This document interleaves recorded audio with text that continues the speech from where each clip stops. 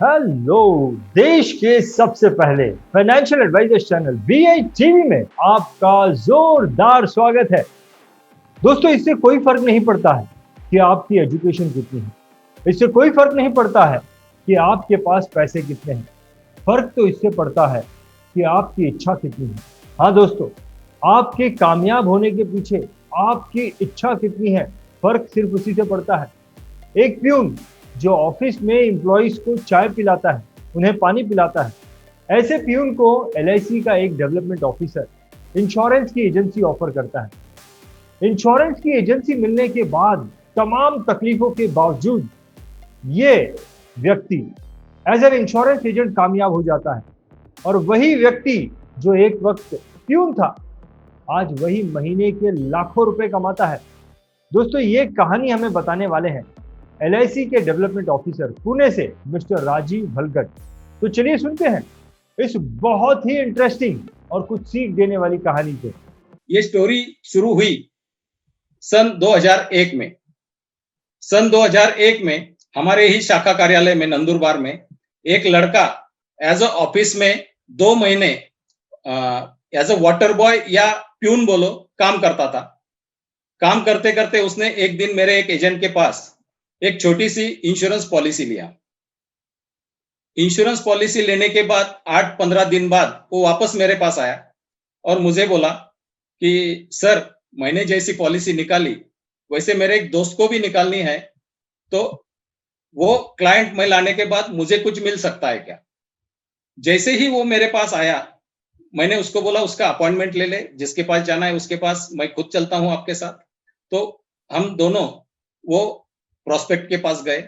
उसका एक छोटा सा पॉलिसी हमने वहां कैनवास किया और जैसे ही वहां से आए तो मैंने वो लड़के को समझाया कि ये पॉलिसी का आपको आज जो छोटा मोटा लालच है वो आपको कोई भी एजेंट 100, 200, 400 रुपए देके आपको आज अच्छा लगेगा, लेकिन आपकी ये जो इच्छा है कि मैं एलआईसी के कस्टमर कन्विंस कर सकता हूँ, एलआईसी के इंश्योरेंस प्लान बेच सकता हूँ, ये इच्छा आपको यहाँ से बहुत बड़ी उड़ान दे सकती है। तो आप खुद ही एजेंट बन जाइए और ये ऐसा काम मत कीजिए कि मैं कोई कस्टमर एजेंट को दे दूं और एजेंट मुझे कुछ उसके बदले में कोई गिफ्ट दे या कुछ अमाउंट दे। तो उसको मैंने समझाया, लेकिन वो टाइम ये था कि पूरी एलआईसी की एजेंसी रिक्रूटमेंट जो है वो आईआरडीए आने के कारण पूरा सिस्टम चेंज हो चुका था। तो एजेंट बनना इतना आसान नहीं था। हमारी बात हुई उसके 4 या 5 महीने से पूरे ब्रांच में एक भी एजेंट रिक्रूट नहीं हुआ था, क्योंकि हमारे ब्रांच से जो एग्जाम सेंटर है, जो ट्रेनिंग सेंटर है, वो नासिक सिटी में करीबन 200 सवा 200 किलोमीटर दूर था। तो 15 दिन ट्रेनिंग के लिए नंदुरबार से नासिक तक जाना, फिर एग्जाम के लिए फिर से जाना और फिर इंटरव्यू डिवीजन ऑफिस में होते थे तब एजेंसी मिलती थी। तो ये प्रोसीजर तो मुश्किल थी, लेकिन मैंने उसको मोटिवेट किया, भैया अपने को काम करना है और आप में वो स्पिरिट है, आप वो काम कर सकते हैं। तो जैसे ही उसका 2 महीने का पीरियड खत्म हो गया एज अ सबस्टाफ का, मैंने उसका फॉर्म भरा। फॉर्म प्रोसीड होने के बाद उसको 15 दिन ट्रेनिंग के लिए जाना था। उसके पास ट्रेनिंग को जाने के लिए 15 दिन नासिक में रहने की व्यवस्था भी नहीं थी और पैसे भी नहीं थे। 15 दिन वो बेचारा एक धर्मशाला या जिसको रैन बसेरा बोलते हैं, जहां पैसे नहीं लगते, ऐसे जगह पे 15 दिन रह के वहां से 5 किलोमीटर जहां ट्रेनिंग सेंटर था, वहां पे 15 दिन उसने लगन से ट्रेनिंग लिया। ट्रेनिंग लेके आने के बाद फिर एग्जाम आया। एग्जाम इन हाउस होता था, तब ऑनलाइन सिस्टम नहीं था। इन हाउस एग्जाम में भी वो अच्छे नंबर से पास हो गया। इन हाउस एग्जाम होने के बाद फिर से एक इंटरव्यू की प्रोसीजर थी, जिसके लिए फिर से नासिक जाना था। ऐसा 3 बार नासिक जाना उसके लिए अफोर्डेबल नहीं था।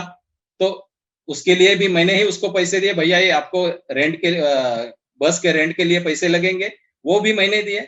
और जैसे ही वो पास हो गया, तब तक उसके पास कोई निगेटिव बातें भी आती थी, जैसे हर सक्सेस स्टोरी में रहती है कि भैया आप ये काम नहीं कर सकते, आपको 15 दिन नासिक में रहना है, इतना खर्चा कहाँ से करेंगे, आपकी यहाँ की भी इनकम बंद हो जाएगी।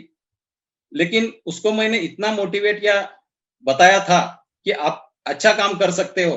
तो मेरे कहने का कहने के ऊपर भरोसा रख के उसने ट्रेनिंग अटेंड किया, एग्जाम दिया, इंटरव्यू दिया और बाद में जैसे ही पास होके आया, हमारा काम शुरू हो गया। जब काम शुरू हो गया तब मैंने उसकी हिस्ट्री जानी। तो एक छोटे से गांव से, वो नंदुरबार से 22 किलोमीटर गांव में उसका एक छोटा सा झुग्गी टाइप मकान था। उसके पिताजी एक टेलर बोलो या टेलर काम करते थे, और ये बेचारा जो काम मिले वो करने के लिए तैयार था। पढ़ाई भी ज्यादा नहीं हुई थी। तो एलआईसी में आने के पहले उसने सलून में एक नाई का भी काम किया, जहां उसको एक शेविंग करने के 5 रुपए मिलते थे, या जो भी शेयरिंग होता था वो मिलता था। कभी कहीं सिपाही करके काम किया, और फिर एलआईसी में जैसे ही उसको चांस मिला तो उसने एलआईसी में एज अ प्यून करके 2 महीने काम किया। लेकिन जैसे ही एजेंसी मिली तो उसको एक नई दिशा मिली कि हम ये क्षेत्र में काम कर सकते हैं। उसने जैसे ही काम चालू किया तो उसके इनकम के हिसाब से जो उसके फ्रेंड सर्कल था, रिश्तेदार थे, ऐसे 2 4 5 कस्टमर उसने शुरू में फॉर्म भर के आना चालू किया। फिर मैंने उसको बताया कि भैया पहले आप ऐसी लिस्ट बनाओ कि जो आपको 10 15 हजार, 20 हजार, 25 हजार प्रीमियम दे सकेंगे। ऐसे लोगों से बात करके जैसे ही थोड़ा थोड़ा काम बढ़ने लग गया, तो ये एलआईसी के काम के साथ में ही उसका जो ओरिजिनल एम था, वो सलून में काम करता था, तो उसकी पहली इच्छा थी कि मेरा खुद का सलून हो। तो जैसे ही थोड़ा अर्निंग चालू हो गया तो उसके गांव से एक पास वाले थोड़े बड़े गांव में उसने खुद का सलून चालू किया। और जैसे ही सलून चालू किया तो उसके काम पे थोड़ा सा असर पड़ने लग गया। तो मेरे ध्यान में आ गया, भाई ये कुछ तो भी ट्रैक अभी गलत हो रहा है। तो मैं और मेरे शाखा प्रबंधक श्री सुहास कुलकर्णी जी, इनके साथ में हम उनके शॉप पे गए। भैया ये काम आप दूसरे को भी चलाने को दे सकते हैं, आप में जोश है, आप एलआईसी के साथ अच्छा नॉलेज भी ले लिया है, अच्छा काम भी कर रहे हो, तो अगर आप फुल टाइम कन्वर्ट हो जाएंगे तो आप एलआईसी में एक अच्छा करियर बना सकते हो, अच्छा काम कर सकते हो। तो ये समझाने के बाद वो बोले नहीं, आप मेरे पिताजी से बात करो। फिर हम उसके पिताजी के पास गए। पिताजी का कहना यही था कि वो सलून का जो है वो कैश डेली शाम को घर पे आता है, आपके एलआईसी में कैसे आएगा। तो उस दिन मैंने उसके पिताजी को एश्योरेंस दिया, काका जिस दिन भी एलआईसी के कमीशन का इनकम आपके सलून के इनकम से कम होगा, उस दिन मैं आपको खुद उतना अमाउंट का चेक दे दूंगा। तो ऐसा समझा के मैंने उसको वो सलून बंद करने को लगाया या दूसरे को चलाने को देने को बोला, और उसको वो छोटे से गांव से नंदुरबार सिटी में अपना घर बनाने को बोल दिया। जैसे ही वो नंदुरबार सिटी में आया तो उसके लिए तो स्काई इज द लिमिट। जैसे ही काम चालू किया था उसके पहले साल एजेंसी ईयर में 64 पॉलिसीज हुए थे, लेकिन जैसे ही धीरे धीरे उसने ग्रिप लिया और जैसे ही फुल टाइम काम चालू किया तो वो खुद चेयरमैन क्लब मेंबर तक की सीढ़ियां चढ़ गया। फिर एमडीआरटी बना। हाईएस्ट उसके एक साल में पॉलिसीज थे 615। एक साल में इतने पॉलिसीज कैसे बने? तो उसमें जो मेन गुण है या स्किल है कि वो जो भी कस्टमर है उसका फैमिली मेंबर बन जाता है। उसके लिए पॉलिसी कन्विंस नहीं करनी पड़ती है, लोग उसको खुद होके इनविटेशन देते हैं कि भैया हमको एलआईसी में 5,000 रुपए सेविंग करना है, मंथली 2,000 सेविंग करना है। उसका क्लाइंट बेस छोटा था, आज अभी धीरे धीरे एक्सपीरियंस से उसके पास बड़े पॉलिसीज आ रहे हैं। इवन नंदुरबार के जो पहले एमएलए थे शरद दादा गावित करके, वो भी उसके कस्टमर लाइन में है। और उसका जो नेचर है कि हर किसी के घर में जब भी कोई प्रॉब्लम आए, कोई रिक्वायरमेंट है, किसी का कोई काम है, तो पहला नाम इसका आता है, अपन दुर्गेश दादा को बुलाते हैं, वो अपना काम कर देगा। तो इसके कारण जब अगर कोई फैमिली में कोई अननोन एजेंट भी पॉलिसी कन्विंस करने जाता है तो वो लोग इंफॉर्मेशन तो उससे लेते हैं, लेकिन इंश्योरेंस बनाने के लिए फिर अपने दुर्गेश भाई को बुलाते हैं कि अपना दुर्गेश दादा है, फिर और कहीं क्यों जाना। ऐसा करते करते उसका आज कस्टमर बेस करीबन 7,000 पॉलिसी होल्डर्स का हो चुका है। और इवन ये बाकी के पॉलिसी होल्डर्स के अलावा इवन जो अपने एलआईसी के स्टाफ मेंबर्स है, जिनको सीआईएस में एम्प्लॉइज का रिबेट भी मिलता है, वो भी चाहते हैं कि मेरी पॉलिसी दुर्गेश भाई के पास हो, क्योंकि दुर्गेश भाई का जो सर्विसिंग है, जो अटैचमेंट है, वो देख के हर कोई चाहता है कि मेरी पॉलिसी दुर्गेश भाई के पास हो। ये कहानी सुनने को अजीब लगती है, लेकिन ये फैक्ट है कि उसको ऐसा प्रोस्पेक्टिंग लिस्ट बना के अननोन ब्लाइंड कॉल करना, या अपन जो बाकी एजेंट्स के किस्से सुनते हैं कि इतने लोगों को मिलने के बाद इतनी पॉलिसियां मिलती है, ऐसा उसको आज तक नहीं करना पड़ा। मेरे ट्रांसफर लेने के बाद भी उसका यही सिस्टम चालू है। उसके हर पॉलिसी होल्डर का वो आज फैमिली मेंबर है। उसके पॉलिसी होल्डर के फैमिली में कोई भी शादी हो, फंक्शन हो, पहला नाम दुर्गेश दादा का रहता है। कोई शादी के लिए गोल्ड खरीदना है, बच्चों का एडमिशन करना है, किसी को जॉब के लिए कहीं बात करनी है, तो पहला नाम फैमिली मेंबर करके पहले दुर्गेश भाई का आता है। इसके कारण उसको कभी काम ढूंढना नहीं पड़ा। और मुझे आज खुशी ज्यादा इसलिए हो रही है कि आज ही वो दिन है कि इस साल का एमडीआरटी भी दुर्गेश भाई आज ही पूरा कर रहे हैं। तो मैं ये चैनल के माध्यम से भी आज उनको बधाई देना चाहता हूं कि ऐसी ही प्रगति आपकी सदा चालू रहो।